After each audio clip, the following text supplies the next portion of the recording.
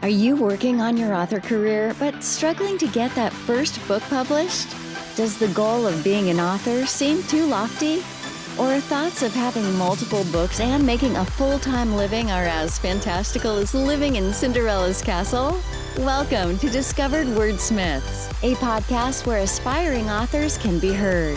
Join Stephen Schneider as he finds and talks to authors you may not know, but authors that have gotten their foot on the author career path. Hear what they've done to get there and where they want to go now.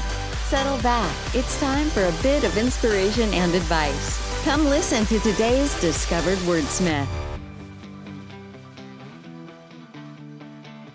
All right, well, welcome back, Kim. Now we talked about your book, so let's talk a little bit for writers. So to get started, writing your book, what did you learn and what would you do different, or what have you done different with the next couple books? Oh, that's a good question. What I've learned is that not only the craft of writing, but the whole process of writing is about iteration. It's like a constant learning, adjusting to find how you do it best. And I imagine that you might settle into something and then realize, a different season has come upon you and your life has changed and you have to change it again. So yeah, in the last year in particular, I've really been playing around with my schedule and how I write and how I arrange my life around my writing to try and get it so I can be productive. And I think I've hit on something that works now. So I think iteration, like constantly changing and adjusting until you find something that works, is really important and something I've learned along the way. Have you read The Snowflake Method? No, I haven't. That's one of the few things I haven't read. I've had multiple people recommend it, so I did read it, and it was funny. The way it's written is very interesting. But I was reading it, and I went back to the one guy, and I said, "Oh my gosh, that's exactly what I've been doing." And he's like, "Well, good, you discovered it all on your own." So I agree. I've found that I do my best writing in the revision, not the initial writing. That's just to get the story out of my head and get the mechanics over with. The real writing is starting to come when I revise it, and not just from everything. The 50,000 foot view of maybe I move this scene or break this up or whatever, down to the minute, this sentence and this sentence could be stronger if I did this to them and put these words in, rearranged it and cut this out. So the revision for me definitely has become where I do what I feel is the best part of the writing. Yeah, I've grown to love revision. I hated it at first. But the adjusting for me was also like not just about the actual writing, but it was about how I structured my time when I'm actually writing. So I've recently adopted the Pomodoro method. Okay. So I write for I set my timer and I write for 25 minutes or edit or whatever I'm doing in that moment, and then the timer goes off and I get up from my chair and I move around. I'll do a load of laundry or I'll do some body weight exercises just to keep myself, halfway in shape. But I have to get out of my chair and out of my office and go walk around. And then after 5 minutes, I go back and I set my timer and I write or do whatever for 25 minutes. And then I take another break. And I didn't think I would be productive by doing that. I thought that break every 25 minutes would be difficult, but it's actually having that constraint has made me like, okay, I'm going to write for 25 minutes. I'm not going to, fiddle around and stare at the wall or something. I'm just going to write. And so it's actually made me more productive, those breaks. And I like that you said that because one of the things I definitely advocate is having some constraint, some sort of framework of some sort. And I learned this, discovered it, I guess, myself. It was always my thought and way of doing it. When I resisted it, I didn't do as well. But if you just put a blank page down and say, well, I'll write something, it never goes well. I don't get that many words. But if you put it down and say, okay, you've got to write a story about two kids going up a hill to fetch water and you've got 1,500 words, Yeah. I will get a much better story out of it with that constraint, like you said. So how much writing do you do a day in those groups of 20, 25 minutes? Well, it depends. When I did NaNoWriMo back in November, I was averaging at least 20 between 2,000 2,500 words every day. Nice. Yeah, some days I was getting over 3,000, which was more than I think I've ever done. And so maybe when I'm not quite so intense like Nano, I can maybe get about 2,000 words. Just maybe, yeah, 1,800. Okay. Um, so when you're writing, what software and services are you using? I use Scrivener to write, and I use Pro Writing Aid to do proofreading and some, basic editing stuff. Okay. Do you use anything like, sorry, my brain froze up there. uh, when you use Scrivener, um, do you export it into Word and do anything with Word? Because I know a lot of people use Word because they're afraid of Scrivener. Or do you pretty much do it all in Scrivener? Well, I'm all over the place. I do use Scrivener. I do put stuff in Word. When I send things to my critique group, I put them in a Google Doc so we can all share it. So I do kind of use all three of them in various ways. Okay. And I talked to a guy the other day that used Google Docs for everything. Um, Me personally, I started with Word, but discovered Scrivener because I liked being able to put a scene or a chapter within one grouping and easily move it around. Yeah. Unlike Word, I thought it was a lot harder.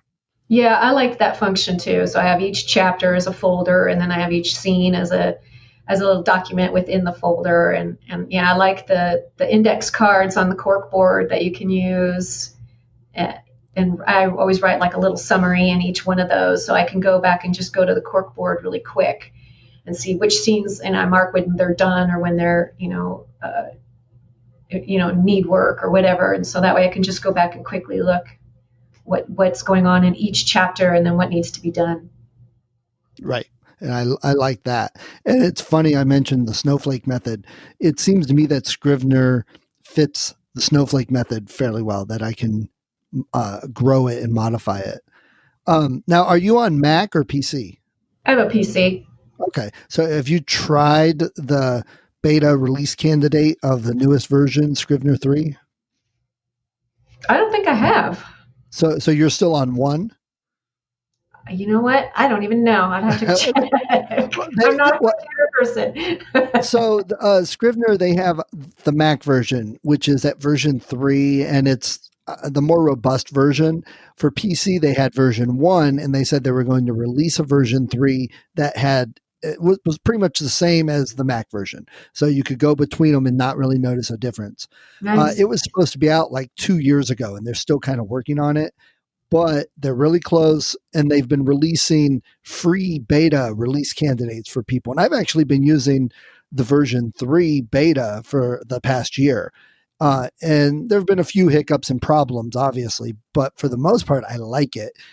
I know the compile function seems to have a lot of power, but for me, it's almost a little too confusing still. But I was just curious if you've tried it. No, not yet. Okay. Well, when it does come out, we'll have to talk and see if you use a new one. So your book, and I know other writers might be interested in this. You've got it on Amazon. Do you have plans to take it wide, or are you leaving it on Amazon and using Kindle Unlimited? No, I think once the entire trilogy is out, I'd like to go wide. I like the idea of people in countries that don't have Amazon being able to get the book. So okay. So what are you doing? Like baby steps. Right. I'm just going to have it be on Amazon and then learn a few more things with each book, and then kind of go, okay, we've got this, under our belt, and now we can maybe go and put it out in some other markets. Right. And we go back to that. I've seen a lot of people, and they always get the same advice. they're like, oh, should I go wide? Should I do Kindle Unlimited? Should I use this? Should I put it here? And someone will inevitably ask, okay, well, how many books do you have done? They're like, none. I'm just starting on my first one. And everybody's like, focus on finishing the book first. Worry about the marketing later. So, you don't have to get overwhelmed. Just, take it a step at a time. Right. Okay. So the topic of discussion for today that you wanted to bring up would be community. What were you thinking with community that you wanted to do?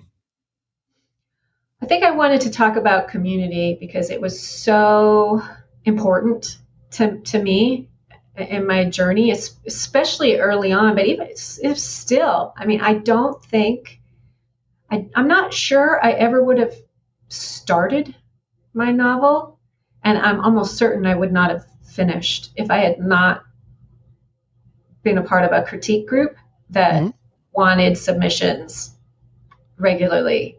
I think at first it was every other week, and then I joined a different group, and it was every week. And if it hadn't been for that, with them expecting things, I'm not sure if I actually would have finished or if I would have just petered out like I had tried, in the past. Which I think happens to a lot of people. And it's interesting too, because both of us would advocate community. We're in a community together of some writers. But it's also the opposite of what most writers feel, because a lot of writers are very introverted, very much, I'm good with the pandemic because I get to stay at home type of thing. Right. And it's scary to go out and get into a community. You mentioned you had a critique group community. Is that the first community? Have you had any that you went to that you were like, yeah, no, this isn't for me? So far, everything's been pretty good. The critique group, we're still all together. And I think, to have a successful critique group, you have to trust the people. You have to be working with people who know what they're doing. And I think you also have to have a lot of guidelines, like what you're going to critique and how you're going to critique. So, yeah, I mean, there's been I belong to some Facebook communities, like different groups. And one has been really successful. It's just for historical fiction writers. And we've all been really supportive of each other. We have feedback week and different things like that. But there's been some that once they get really big, then I think they're not really useful anymore. There's just too many people, too much noise. And I think they lose their effectiveness. Yeah.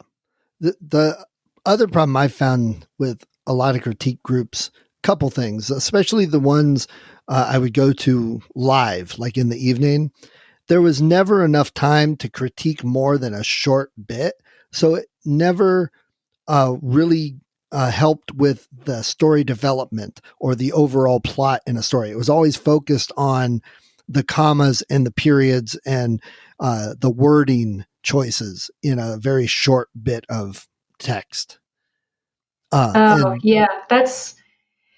don't do that because we usually deal with earlier drafts. So it's like, I don't care about, copy editing. Just tell me big things like, does this work? So as an example, this recently, last week, I had written the first chapter of a book and I wasn't sure if it started in the right place. They had read the original first chapter and they liked it, but I wasn't sure that I'd started it in the right place. So I wrote a new first chapter, sent it to them and said, I just want to know if this is starting in the right place. And they all said, no, your original first chapter was better.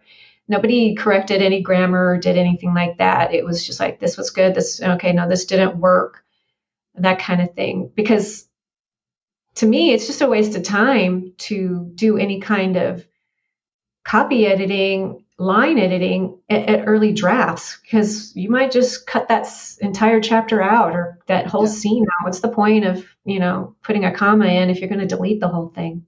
And that's probably where I got discouraged by most groups, because I wasn't as interested in, should I use this word choice or put a comma here?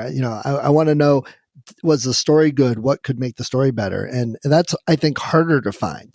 And I find it nice and interesting. So your group, do you meet at regular times, or are you all just casual when someone has something they like blast it out to the group and everyone provides feedback when they have the time? No, we meet every week. Okay. Yeah. Pre-pandemic, we either met at a, like a kind of cafe, restaurant that we could linger, or we'd meet at somebody's house. Yeah, now we meet through Zoom. But yeah, we meet every week. We've all become really good friends too, so that helps.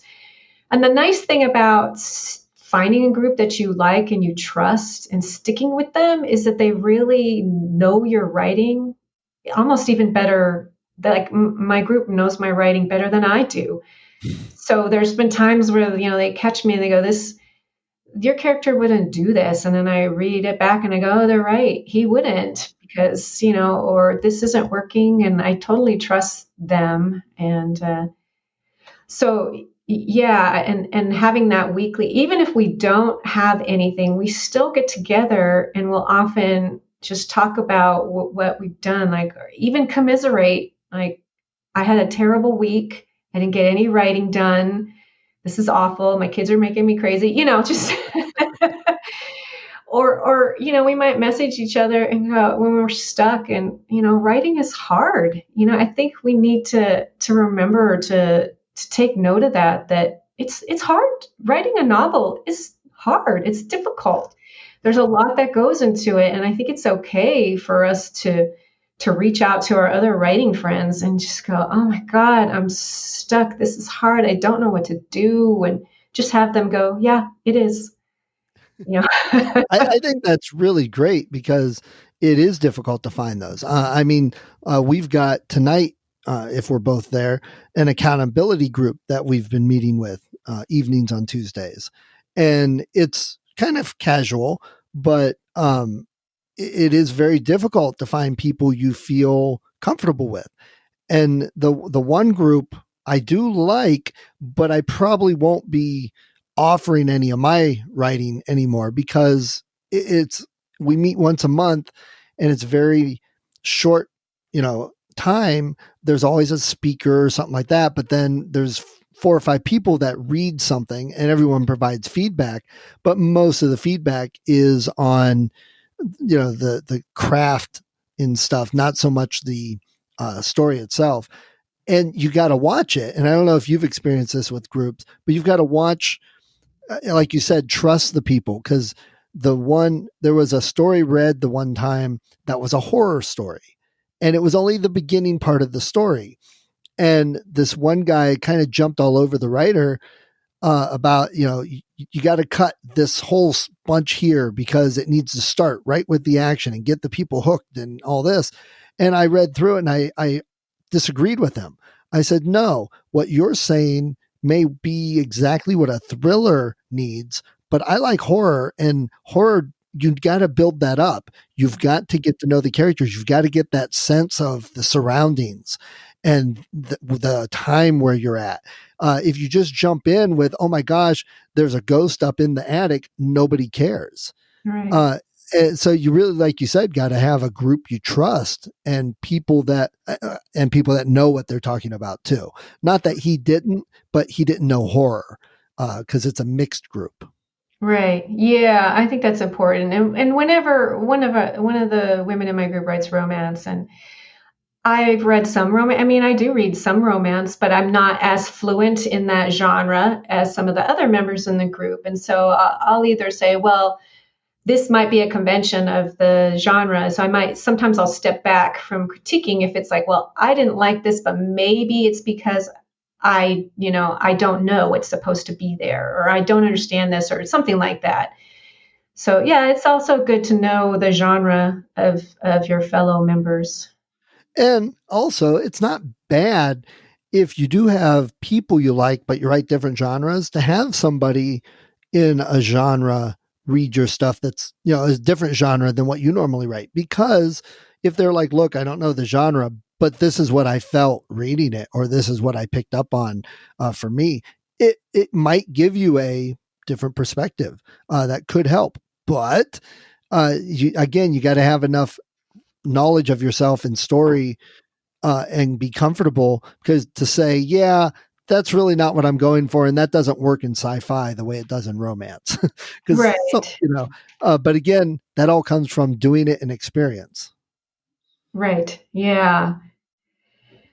Okay. Yeah. And then I know, with the pandemic, it's been hard, but I've joined several different groups where we have done like online write-ins. So you just like, go to a Zoom link and there's a whole bunch of different writers. Sometimes I've been in rooms where like 20 different people are there and everybody, leaves their cameras on and the microphones are muted and you just write together, and it's surprisingly helpful. You wouldn't think that just having somebody on a screen on your computer, or on the computer next to you or whatever, some people do that, would be so helpful, but it is. It's nice to know that there's other people all around you doing the same thing, and it's kind of funny to look at the screen and see somebody like rubbing their head because they're like they're stuck. But Right.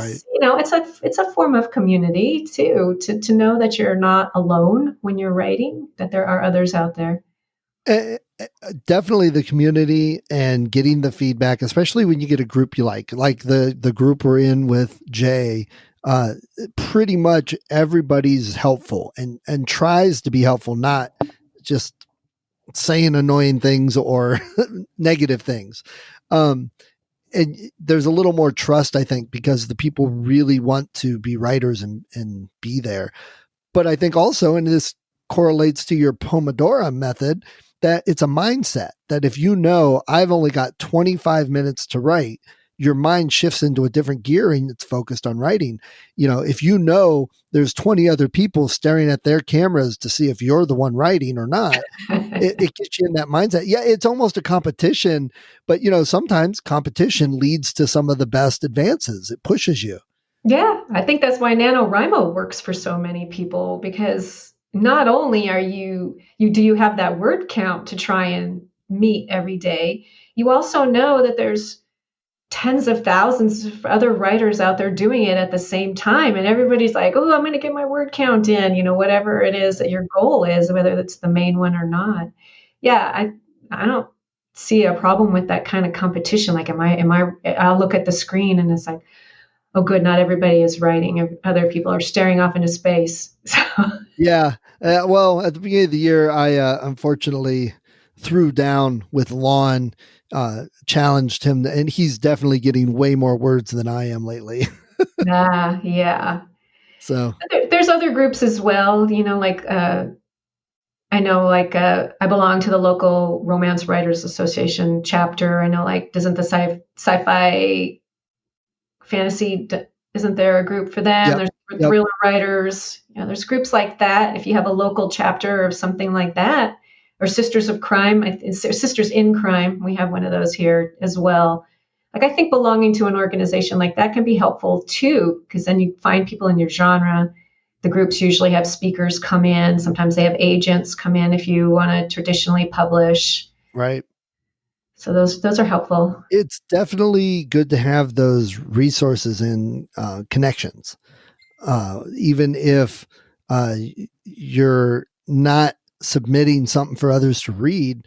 Having all those other connections, resources, and pushing you and meeting with people. I've met with a couple writers just to have a cup of coffee and chat, especially because I work from home, which didn't change much with the pandemic. But when you're working from home, you don't see people much. So it helps you clear your mind sometimes to have someone like, oh yeah, I only got 100 words yesterday. And I know what you're talking about, Right. Exactly. That sense of community, that is, I just think it's really important, because we have this version from movies. And I don't understand why movies and TV shows still put this version of writers forward, since people who write those shows are writers, but maybe they do it more collaborative. I don't know what it is, but this, the person sitting at their typewriter or their computer all alone, and then they, well, I, yeah. I think that really goes back to what we talked about with your book, that you could have rewrote things and done it so that people were sitting up more than laying down. But we also have a romantic notion in our head. And if you change that in the story, it can be jarring. And that could lead people to, yeah, I didn't care for that book a lot, and it could be something as simple as, well, that writer was running around frantic at a job all day and then was just typing late at night while everyone slept. That's not what a writer is. Right. Well, yeah, actually it is, folks. Yeah, But we have to change the narrative of what being a writer actually is. yeah, there's a comedy horror movie I enjoy with Alan Tudyk called Tucker and Dale versus Evil, and it's poking fun at the whole genre of scary movies, but also a little bit of redneck hillbilly people. But it's a funny movie. Funny. I love Alan Tudyk, and that movie, just everything about it made me chuckle. I've watched it a couple times. But is their depiction of a quote unquote hillbilly correct? Well, probably not, but it's got enough of those stereotypes that we can enjoy it and laugh about it and make the movie good.